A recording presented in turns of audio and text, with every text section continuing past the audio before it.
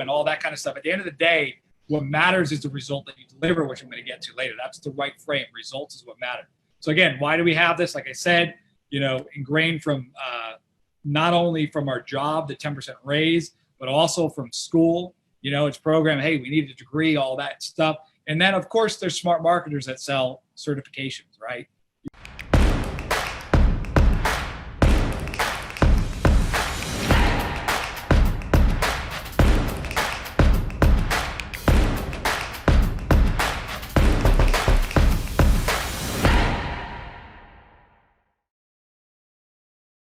Is this frame right here, which is your credentials and experience equal value, right? The more credentials you have, the more experience, the more valuable your work is, right? So why do we have this? At the end of the day, you get a raise the longer you've been doing a job, right? But that's actually, if you've been welding, screwing in things at a factory, that's worth. Just because you've been screwing in the same bulb for 10 years doesn't make it worth anything more. But society has this thing of like the 10% raise, which works fine if you're working under a job or whatever. But as an entrepreneur, you have to get that frame out of your head, right? The other thing is, having these qualifications, certifications, they do help with our ego and all that kind of stuff. At the end of the day, what matters is the result that you deliver, which I'm going to get to later. That's the right frame. Results is what matter. So again, why do we have this? Like I said, ingrained from not only from our job, the 10% raise, but also from school. It's programmed, hey, we need a degree, all that stuff. And then, of course, there's smart marketers that sell certifications, right? Or smart marketers like us that do this kind of stuff because we know that people buy certifications because they want someone to anoint them. The truth is, in business, what I've learned after all these years is you anoint yourself. You anoint yourself the expert. If you need to, go in a bathtub, lay down, sprinkle some water, and say, I anoint myself the expert of XYZ. That's all you need.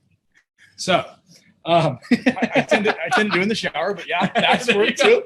That works too. That works. So now, as far as the qualification story, I got two stories for this. You like that one? Huh? I thought it was great. Great stuff. So here's the one of the frames, right? It's called the Almost Perfect Jacket, right? So imagine you see this amazing perfect jacket.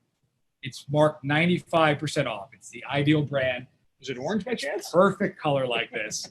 And you go in and you realize it's got all the qualifications and everything. It's perfect, right?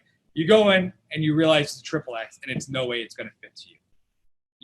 So the moral of the story is many of the arguments we make when selling our service is based on how great our service is and not based off of the fit, right? Ideally, in our sales conversations, we want to be showing how it's the correct fit. And if it's a correct fit, it has nothing to do with your credentials and all that stuff, right? The next story is this, the umbrella story, which is it's pouring out, right? Pouring rain. And there's a crappy umbrella stand next to you. It's got no brand, no anything, no credentials, nothing. But this umbrella, you buy it. Do you know why? At that point in time, it was the perfect fit for you because it solved your problem of keeping you dry. If you go to Disney, you see, I was in Disney World, Orlando, and this thing happened where it starts pouring out, and Disney has these no-name brand things or like $20 ponchos, and everyone buys it, right? It had nothing to do with credentials or experience or anything like that. So, fun factoid about the Disney in Florida. No, just real quick. Actually, it was funded by our government. The CIA gave Walt Disney the money. Fun factoid. Oh, very good. So that is what we have to remember to help us get out of this the credentials experience doesn't equal value. So this doesn't really apply too much to lead generation.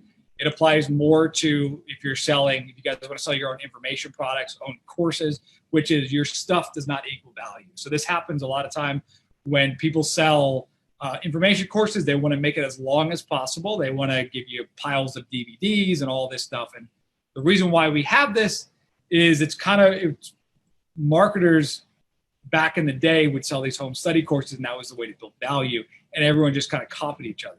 But this actually, if you're going to sell information, this harms our clients because it's going to overwhelm them and overload them with information. Same thing if you guys are selling lead gen packages, we have a tendency to try to overload them with all this stuff, right?